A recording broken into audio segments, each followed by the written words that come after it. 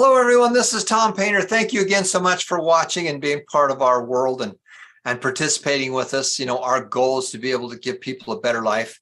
Our goal is to be able to teach you about success systems, money systems, and in turn, our goal is to have you take that and be able to go out there and help other people in need. We are so grateful for every one of you for being part of our world and being part of what we're doing here. So thank you very much for joining us. Now, one of the things that we've asked a lot of our group out there is how many of you have or own your own real estate. Now, the reason this is important as owning real estate is because, you know, one of the central governments of the world can't pay their bills. The governments can't pay their bills. So what do? They print more money.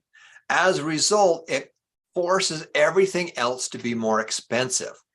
Okay, everything else is more expensive. Now, if you own things that go up in value, we call it appreciation because we appreciate it because it is going up in value. Now, if you don't own things, then it's called inflation. So as you look at the 5 steps to financial freedom, step number 1 is to make more money.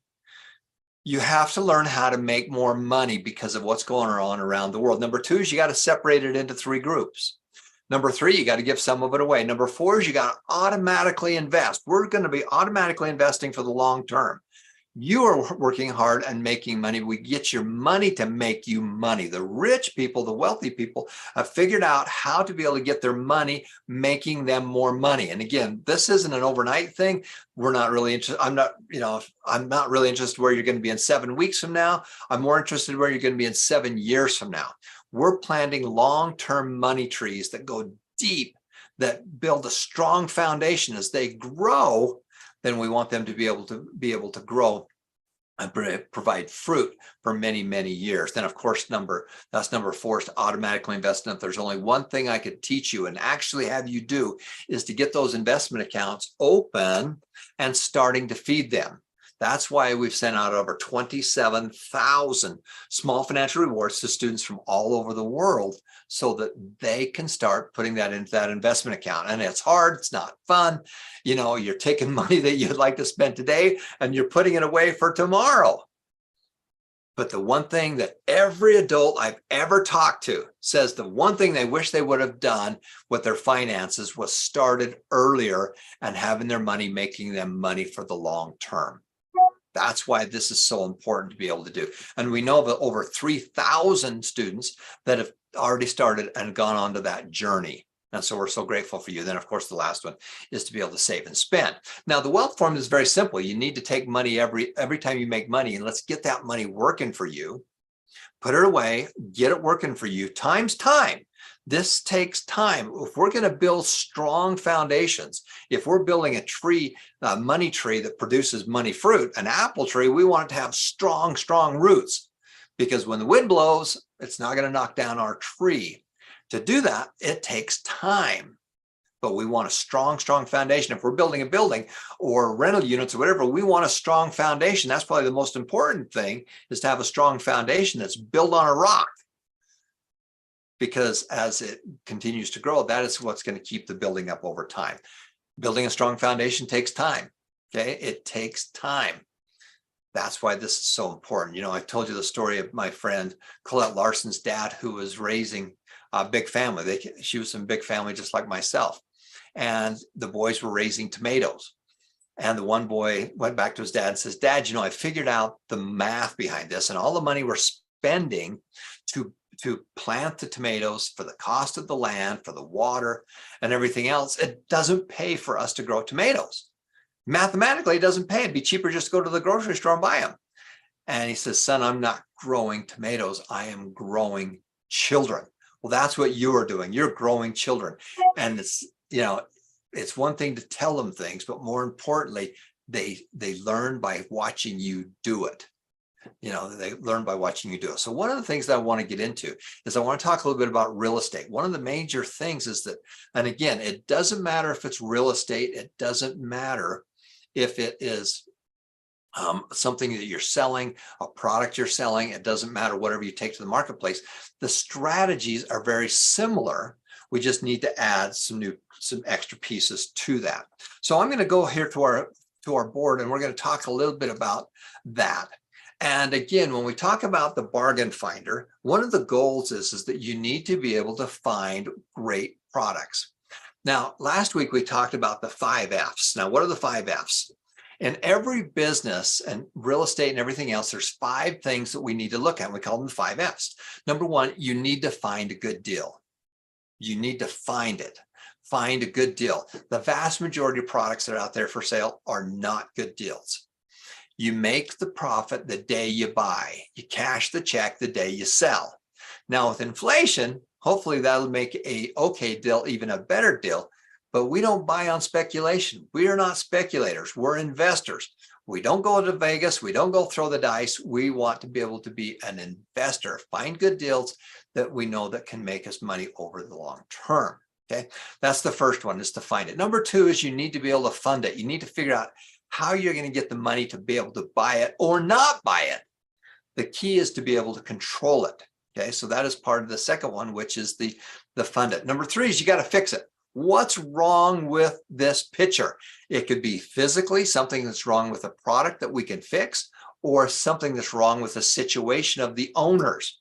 What is there that we can go in and solve to increase the value of whatever product is that we're serving and that we're selling? Okay, that's the key. There's a story about a gentleman that was in a factory, and the machine broke down, and they called this guy to come in and fix it. And he came in, looked over the machine for a minute, spent a few minutes looking over, takes out his hammer, taps twice, and machine starts up, automatically runs. And he gives him a bill for $250. The guy says, that's ridiculous. You were here for 10 minutes. You're going to charge me $250. I want an itemized bill. So he gives him an itemized bill that said, knowing where to tap, $249. Simply tapping, only $1. Okay, by simply tapping, it was not much, but knowing where to tap. It didn't take him 10 minutes to learn how to do this. It took him years to be able to learn how to be able to do this. That's why we need to find what is wrong with the property, or wrong with the situation, wrong with the owners. There's something that's going on that makes it so that we can get a good deal. So that's the third one, which is to fix it. Then we need to either decide how we're going to make money on it. We're either going to flip it, sell it, or we're going to farm it, which means that we're going to get rental income off of it. Those are the 5 F's. So I want you to keep those in mind as we go through. Now, one of the ways we do that is that we keep track of things using what we call a bargain finder. Now, the bargain finder, the idea behind a bargain finder is it's a way that you can keep track of all your deals that you're doing so that you can do research. Now, you have to understand value. One of the most important things that you are going to do is understand value. And until you understand value, everything is worthless. You have to understand what something's worth. Now, my family's been in the car business for around 80 years. Started with my grandfather and my dad when my dad was just a teenager. And if you had a car, a used car, and you brought it into the dealership to sell it, or to get a trade-in, they knew how much it was worth because they'd seen it many, many times. They'd seen other cars similar to it. If I wanted to know how much a pair of shoes were, I'd take my daughter to go to a shoe store and she'd tell me, well, that's worth about this much and this much and this much. I wouldn't have a clue what it was worth, but my daughter would do it. And so the number one thing is you've got to understand value. And until you understand value, everything's worthless. So in real estate, we're going to use real estate as the thing we're going to talk about, but this could be with any product that you're doing. It doesn't matter. The reason I'm going to talk about real estate is because one of the things that I want all of you to be able to do is eventually to be able to buy a home. Now, when you buy a home, the value of that home over time will go up. One of the reasons is because the governments are producing too much money and it's forcing stuff to be more expensive. Okay. When I was a kid, gas cost 25 cents a gallon. Now it is 10 times that amount because of inflation. So if you own real estate, this first little fourplex that I bought 40 years ago, it has gone up 8 times. It's gone up 800% from when I bought it all those years ago. And that's what funded the foundation. So as we get started, there's some things I want you to be able to do. Now, the way you learn value is that you start by finding a little system to be able to keep track of your deals. Now, as you go to the download section, you go into the system, into the courses, and then you go to the downloads. I want you to be able to download this one form right here. It's called the Bargain Finder. Now, the Bargain Finder, we're going to spend a few minutes, and we're going to spend this time understanding what's in that Bargain Finder. Now, the first thing I want you to do is I want you to go out and I want you to print up about 100 of these. So simply go to the successmoneyfoundation.org, then go to courses, and then I want you to pull it down to the downloads and books, the free books and the free downloads. And then this is called the Bargain Finder. Now, I want you to pull that up and I want you to physically print about 50 of these. I want you to print about 50 of these. Now, the reason for that is because I'm going to teach you about value. And the only way you can understand value in your marketplace is to go out there and look and compare things to understand value. Now, when we do that, there's a couple things that we're going to use in that. So the first thing is I want you to take this page right here, which is the Bargain Finder. I'm going to have you download that and print it. And I want you to print like 50 of them. And then I want you to get a little binder. They'll put 3-hole punch in it, whatever. And then your goal is to start learning value. The only way to learn value is by looking at properties. As you do that, you will find when you can find a good deal. Now, remember, as we're looking at wonderful deals, only about 2 to 3% out of 100 pieces of real estate out there, we're only looking for about 3% of those. 95, 97% of them don't fit our criteria. Now, if you just want to buy something and live in it and hope that it goes up in value, that's fine. The problem with that is that, it's going to go up in value. You're going to have some equity and some profit in it, but you also have to have a place to live. So the real key is not only to get into your own home, but also to be able to get into more units and more houses that you can rent out and you can have your tenants pay for them. In the millions and millions and millions and millions of dollars of real estate that I bought, the vast majority of it, we've rented it out and we've had renters that have come in and made the payments on it to the bank. The loans eventually paid off to zero and the value of those properties have gone up in value. Okay, they've gone up in value and all of that became profit. Now, it took us years to do that. That was our farming strategy. So some properties we bought, we farmed. We wanted to keep them. We kept them on a monthly basis. Some of those we flipped. We took it, we bought it, we flipped it and sold it and took the cash, and then we invested into the longer term ones. But as we go through this, I want you to understand what we're looking for. So as you print out this Bargain Finder, and again, what is your goal? What is your goal for doing this? Why are you doing this? Why are you doing this? Well, number one, all of you should have a home. Now, many of you are living with family, and that's okay. Now, if you only had the choice of having a home and living with family and finding an investment property that you could rent out, I'd say live with the family because that's cheaper because they're making the payments on it or you're helping them with the payments. And then we're taking the rest of that and we're putting it into a rental unit where people are making the payments for you. Now, it's not all that fun. It's not all that glamorous. But I'm more interested where you're going to be in 7 years from now or 15 years from now than I am in 15 weeks from now. So as we go through that, let's talk about the Bargain Finder. Now, when you fill this out, the goal is to understand value. So there's some questions that you want to ask people to start understanding about this real estate. The first one is we're into the Find It section. So when you fill out that form, the first question is, well, what's the name of the person that's selling it? Do they own the property or are they a real estate agent that is simply trying to sell it? Okay, so it's kind of nice to know, are you dealing with the owner or are you dealing with somebody that is the middleman that's the agent? The square footage, this is important. What is the size of the building? What's the square feet, the square meters, wherever you are in the world, but what is the size and what is the age? So as you're comparing all these different properties, and the next thing you're going to do is after you do all this stuff, you're going to build another spreadsheet that has all this information. And the most important information is probably right here, right there, which is the square footage and the age. The next one is probably the number of bedrooms and the number of baths, because that is a comparable that you can keep track of with all your different properties. So if you are looking at properties and they are this size property and they're all 3 bedrooms, and it's this price, you can see is the cost per foot more or less for this building than this other building. Okay, you've got to learn value. Until you understand value, everything is worthless. So that's one of our first things that we're going to do. Now, the other stuff is just keeps track of stuff. Where is it? What's the address of the property? Does it have a carport or a garage, which is kind of nice to know? Is it brick or is it some kind of a frame?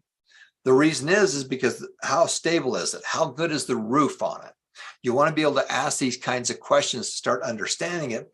And then this is how you keep track of it. Where is it? What's the phone number of the owner that's there?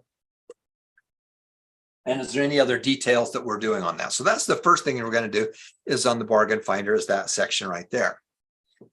The next thing that we want to do is we want to ask them some questions about the motivation of the property.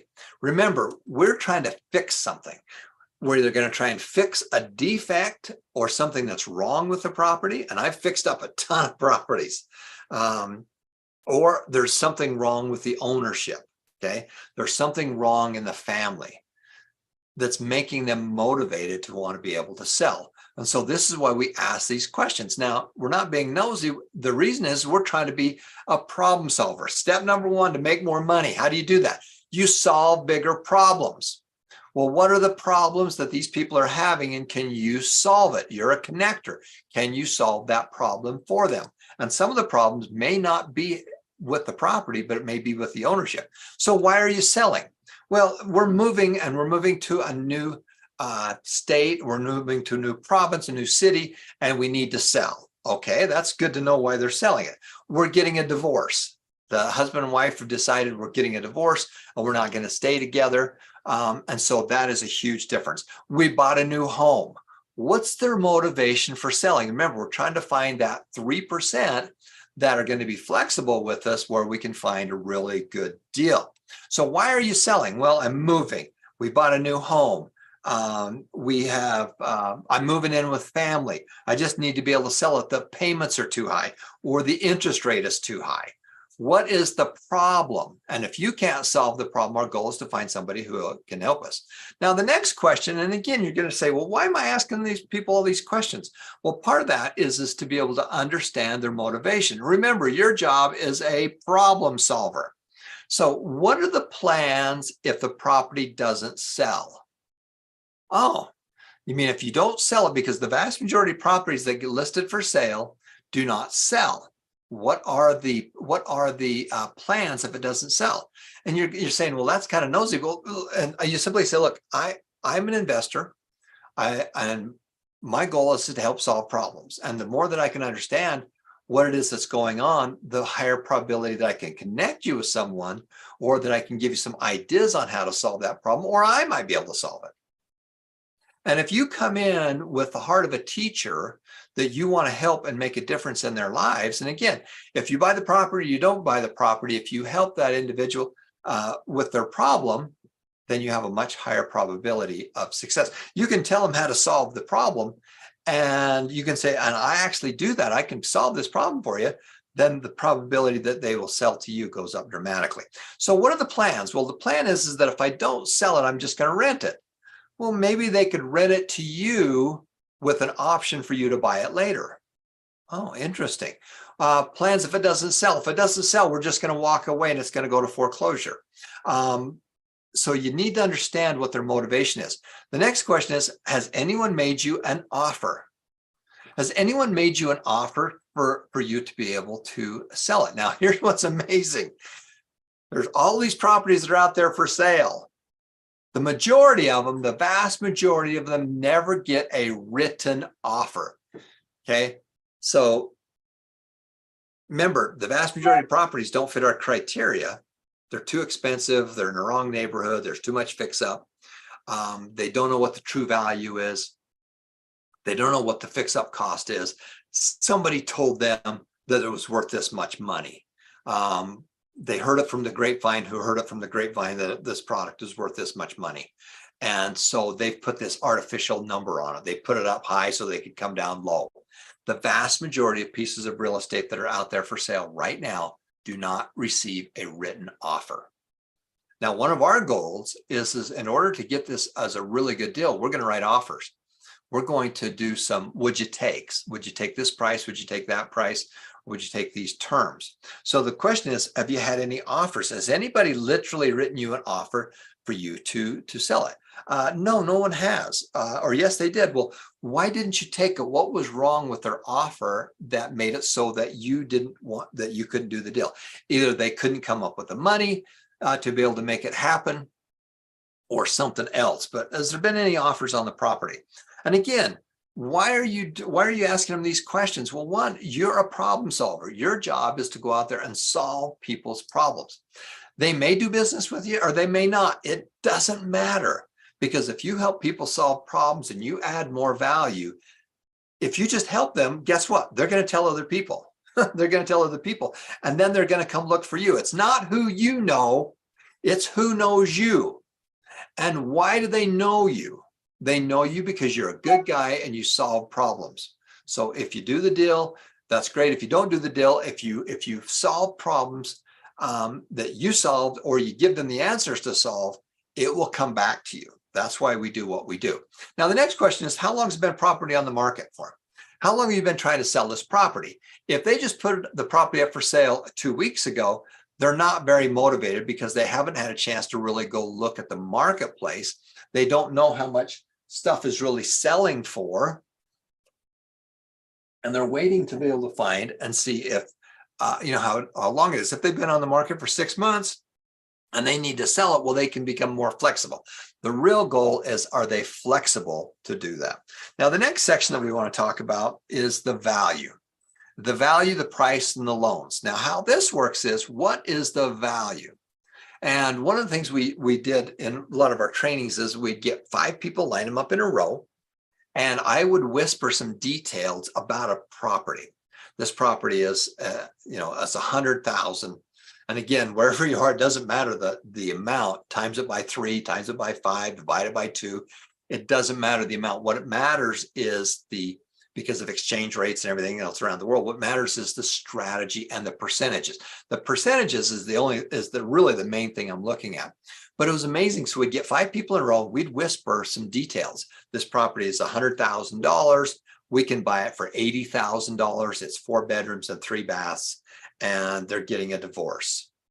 And you tell that to the first person, and then they would whisper what they heard to the next person. And they would whisper to the next person, the next person, and the next person until it got down to the end of the row of 5 people. And then you ask the 5th person, well, what did they say? What did they say? And the thing we told the first person is totally different than what got down to the end of the row.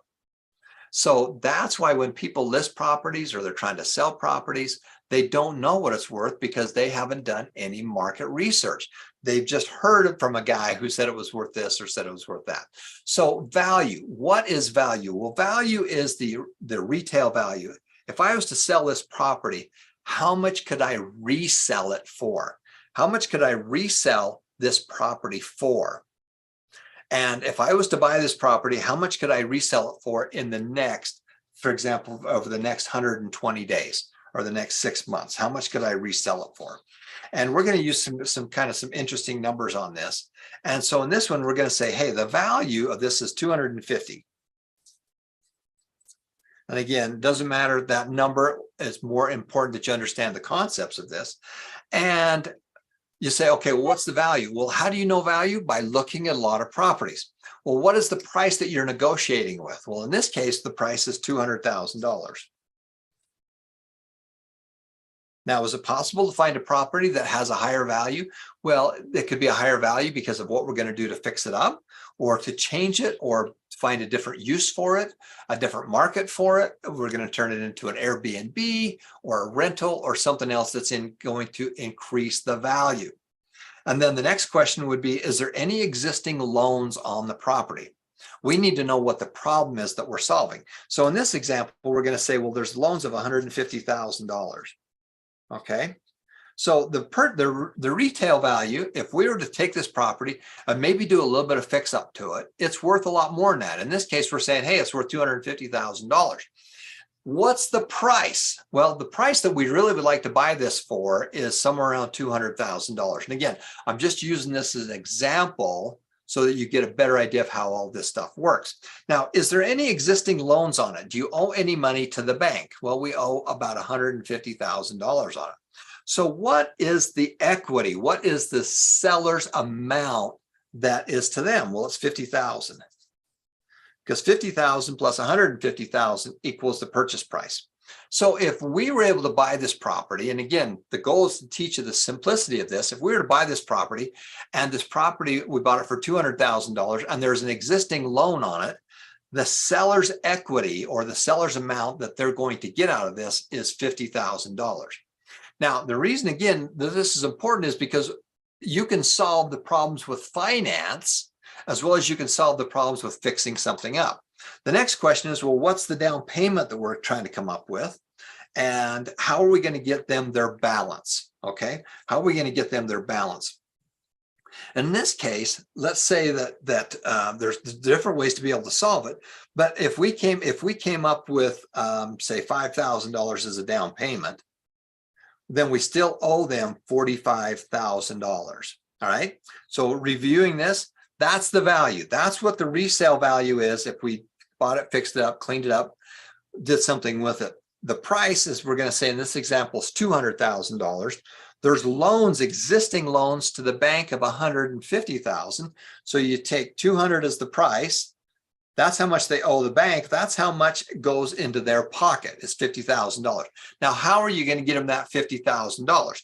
Well, you could write them a check for $50,000 and buy it if you had $50,000. If you only had $5,000 to put down, then we've got to find a way to come up with the remaining balance. Okay, so hopefully that makes sense. That's the retail value of it. This is the price. They owe that much money to the bank.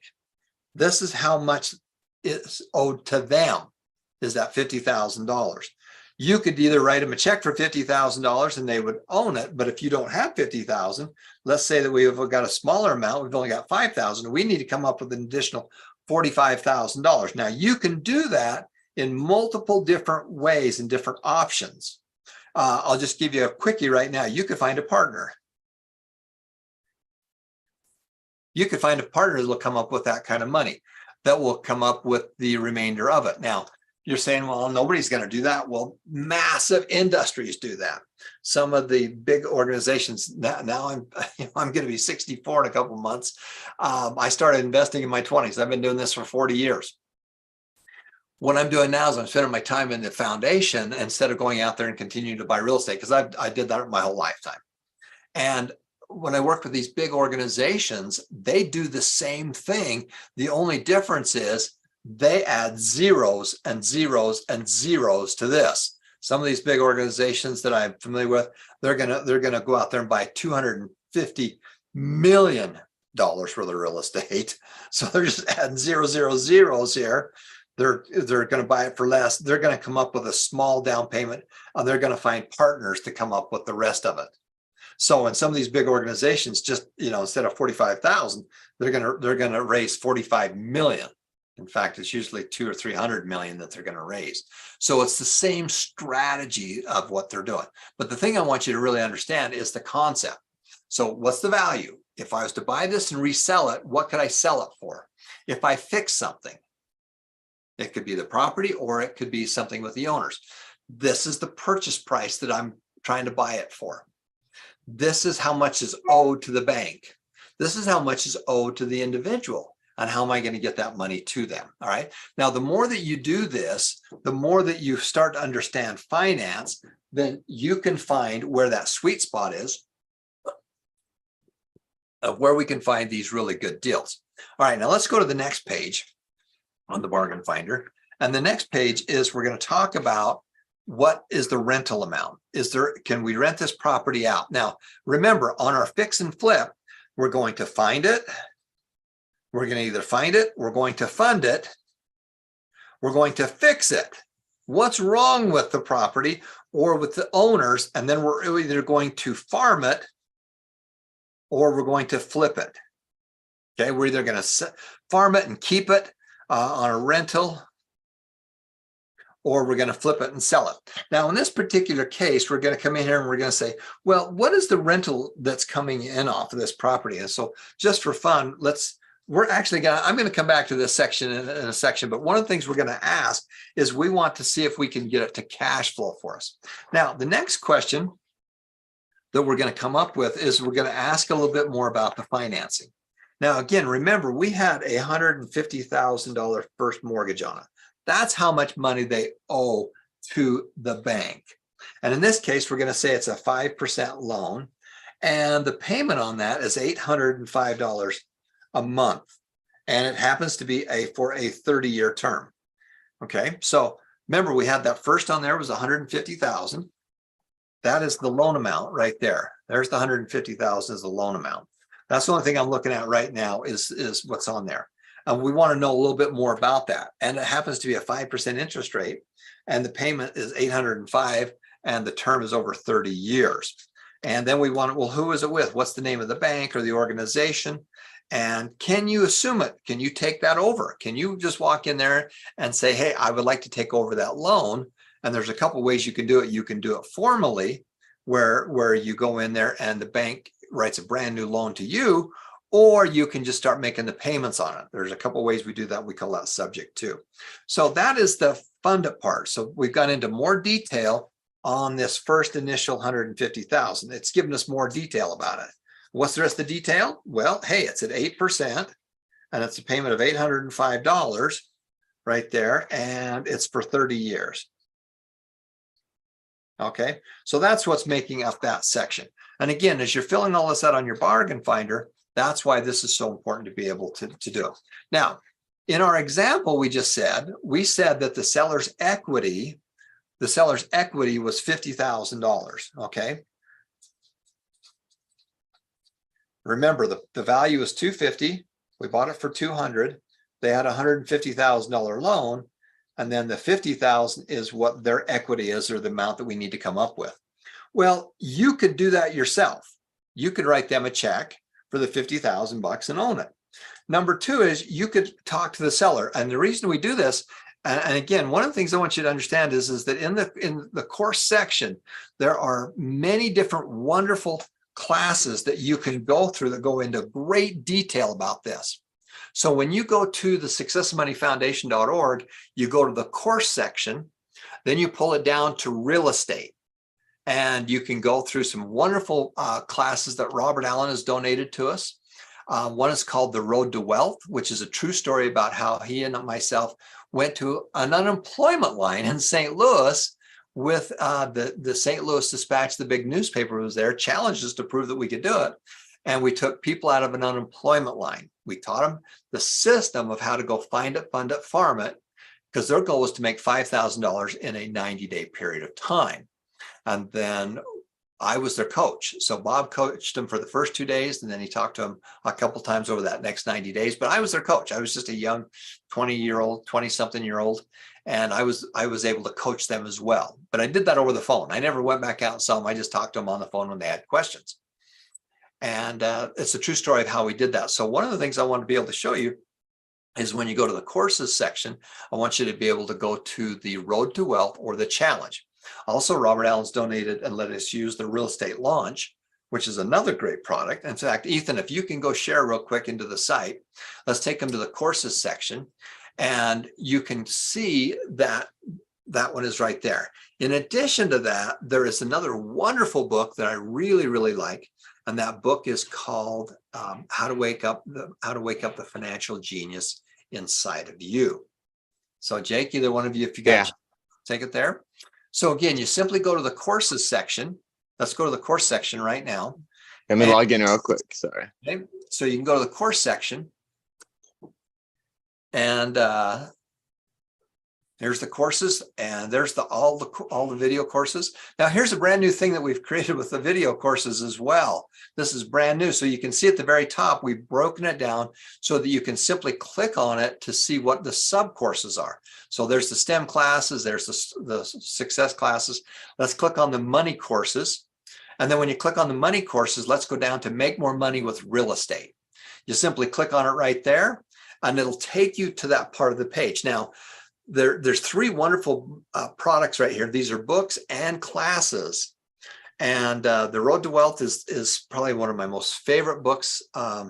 And what's kind of fun is I did my real estate career and my investment career. A lot of my deals are in these books that Bob wrote because I helped him do all of these fun things. So there's The Road to Wealth. The Real Estate Launch is another wonderful, and The Bargain Finder, we're teaching you how to use that is all in The Real to Wealth. How to Wake Up the Financial Genius. This was a book that was created by Mark Harrelson. And when I was attending college in my early I guess I was still in my 19, wasn't even 20 yet. I guess I was 18 or 19. He owned the apartment complex that I lived in. And this was up in Idaho where I was going to school. And he brought a whole case of books. And he was the author of this book, To Wake Up the Financial Genius Inside of You. And I became friends with Mark. And he simply brought a whole case of books and gave them away. So successful people they give to others. And I reached out and says, Mark, can I use your book? Can I give it away to other people? He says, sure. I'd love to give that a book away. So that's another wonderful book that I highly recommend that you use. Let's go back up to the courses just for a second and show them the download, because I want to make sure that you understand how to get the Bargain Finder. Simply go to the downloads and books, the free books and downloads. And of course, you can go to the free books and you can print it from there. That's a shortcut to be able to get there. So there's the downloads. Let's scroll down just a little bit. And you can see there is the Bargain Finder right there. Download the Bargain Finder. You can simply download it and print that. And also the one right below that, the property scoring grid, is also one we're going to be talking about into a class on how you can do a scoring to see if it's a property that you really want to go spend some time looking at to see if it's something you can buy. The one right below that is the Find It, Fund It, Farm It spreadsheet that will help you understand the math of when you're doing a deal, understanding the math. Does it make sense to be able to buy this property? What are my options that I can do? Okay, so those are the kind of the systems. Let's go back to the page and go back up to courses again. And then I wanted to show you that where you click on course catalog, this is a brand new benefit that Jake and Ethan just created. But as you scroll down, you can see that these are all in alphabetical order. So let's go down to the R's and see if Road to Wealth is right there. Look at that. There's Road to Wealth right there. There's the audio course. There is the Real Estate Launch. And there's the books right there. The challenge is the same book, but it was updated with new information that we did. So when it originally came out, is what's in the Road to Wealth. And then when Bob and his son Aaron added new things that we learned over the years, then they updated the book and added a whole new section to it, which is the challenge.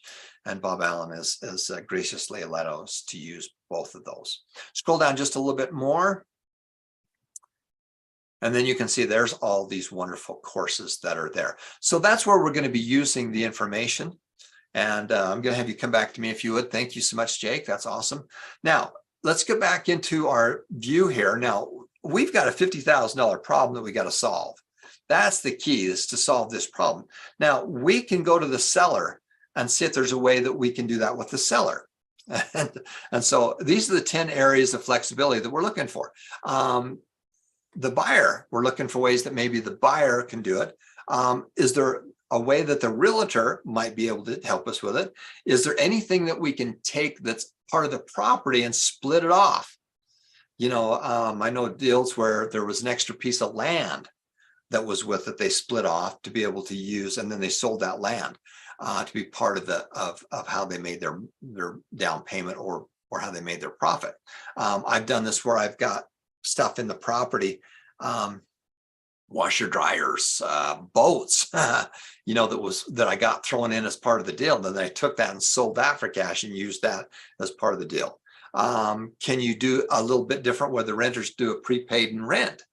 Help you come up with the money. So that's another place. Can we look at short-term solutions to having people loan us money that can be part of this, or even long-term players, partners. Partners is a big thing that you can do if you've got a partner that wants to do a deal with you, where the hardest part of it is finding the good deals. That's the key. It's not the money. Everybody thinks it's the money. Well, it's not the money. It's usually finding the deal and finding partners. And you can find partners, you can find investors, and there's all kinds of other ways you can do that with options where you say, hey, I'm going to buy this property, but I'm not going to buy it for 120 days or 6 months. I'm going to lease it with an option to be able to buy it. And when you go through those books, we go into great detail on how you can use these different ways to be able to get that down payment. Because usually that's the thing that hurts most people, is they don't have a way to come up with a down payment. So this is kind of a way that you can think of how you're going to do the deal. Now, on top of that, the very bottom of the page, there's a whole section that says basically farm it. How are we going to make our profit with it? Well, we're either going to sell it, which is basically flipping it. If we sell it, we're flipping it. If we keep it, we are farming it. We're keeping it on a monthly basis. So we're going to say, hey, we're going to rent this property out, so we're going to farm it. One of the ways that you can make money is coming up with new financing and pulling some money out of it with new loans, or to do something like that with loans. You can do it on refinancing it. That's an area that we could find. And also trading it. Is there something that's part of that property that we could trade for something else? When I got started, I used to trade for all kinds of stuff that was part of the deal. I got a speedboat, when I was doing one of my early deals. I got a speedboat. I got a mobile home as part of a deal that I could take and do something else with it. I got furniture.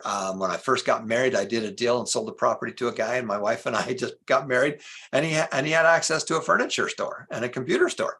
And he had inventory, and I said, well, I need some furniture. I just got married. And so I actually traded him some of the equity I had in some of the deals for some of the for a computer and for furniture and stuff like that. So one of the things I want you to do is I want you to start being creative. And again, this isn't just real estate. This is anything. How are you going to make your profit? I got to flip it. I'm going to farm it on a monthly basis.